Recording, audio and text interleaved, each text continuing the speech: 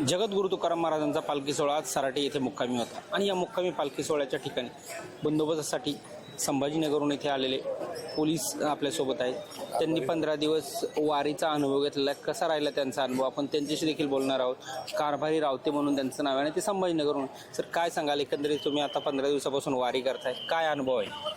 वारीचा अनुभव आम्हाला असा आला साहेब का अभंगाच्या माहितीप्रमाणे पंढरीच्या लोकांनाही अभिमान पाया पडत जन्म एकामेका। म्हणजे इथं 5 वर्षाच्या मुलाच्याही 65 वर्षाचा म्हातारा पायी पडतो, कारण हा त्याच्या अंतःकरणातल्या माऊलीला नमस्कार असतो। म्हणून त्या उद्देशाला धरून आम्ही दिंडी आम्हाला एकदम चांगले अनुभव आले आणि एकदम आम्ही समाधानी आहे आणि प्रत्येक ड्युटी मी दिंडीची मागून घेतो, कारण माऊलीची मला आवड असल्यामुळे। किती वर्षापासून माऊली दिंडीचं करताय? आता ही माझी 4थी दिंडीचा बंदोबस्त आहे, त्यामुळे मला कधी काही अडचण येत नाही आणि माऊलीचं नाव घेत आम्ही चालत राहतो। आणि माऊली म्हणजे सकळ जीवाचा सांभाळ करते, तर तुमचा आमचा विचार का करणार नाही? रोजची धकाधकीची पोलीस ड्युटी आणि माऊलींच्या पालखीत तुकारामांच्या पालखीतलं हे बंदोबस्त, काय फरक वाटतो? आपण कोणतंही काम करत असो, कोणतीही नोकरी करीत असो, माऊली आपल्याला सहाय्य करते। आणि उच्च नीच येणे नोहे भगवंता, तिष्ठे भाव भक्ती देखून या, दासी पुत्र कन्या विदुराच्या भक्षी, दैत्य घरी रक्षी प्रल्हादासी, सजन कसायास विकू लागे मास, माळ्या सावतायस खुरपू लागे। आता तो जर सजन कसायास माक विकू लागतो, तुम्हाला आम्हाला का तो सहाय्य करणार नाही?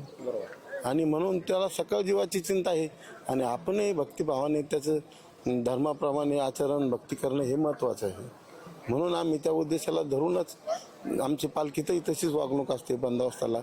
आणि कोणी जरी असलं त्याला माऊलीच म्हणलं जातं, त्याला असं आम्ही माऊली लाठी वगैरे आम्ही कधी घेत नाही आणि आम्हाला ह्या बंदोबस्ताचा फार कमी त्रास आहे आणि माऊलीचं नाव घेऊन आलेला आमचा विसावा फार दूर होऊन जातो।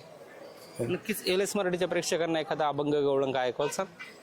हा अभंग म्हणून दाखवतो मी आता, आणि तो अभंग असा आहे, सकाळचा अभंग आहे। काय?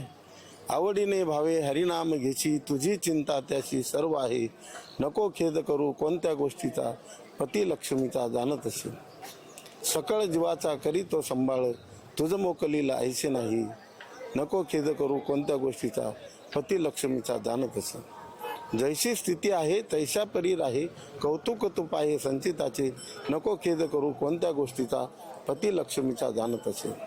आणि याच्यानंतरही आपले जर काही थोडंफार खराब झालं आपल्या बाबतीत तर समजून घ्यायचं आपलं पूर्वसंचित थोडंफार असं होतं, म्हणून आपल्या प्रारब्धात तसं नव्हतं। म्हणून एका जनार्दनी भोग प्रारब्धाचा हरिकृपे त्याचा नाश झाला, नको खेद करू कोणत्या गोष्टीचा, पती लक्ष्मीचा जाणत असे। आपण ह्याच्यावर समाधान मानून माऊलीची सेवा करत राहायचं काम, आणि माऊली आपली बरंच करणार आहे।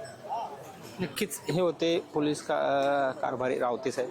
यांनी सांगितलं की आम्ही स्वतःहून ड्युटी मागून घेतो आणि माऊलींची 15 दिवस सेवा करतो। सचिन धुमाळ, LS मराठी, अकलूज।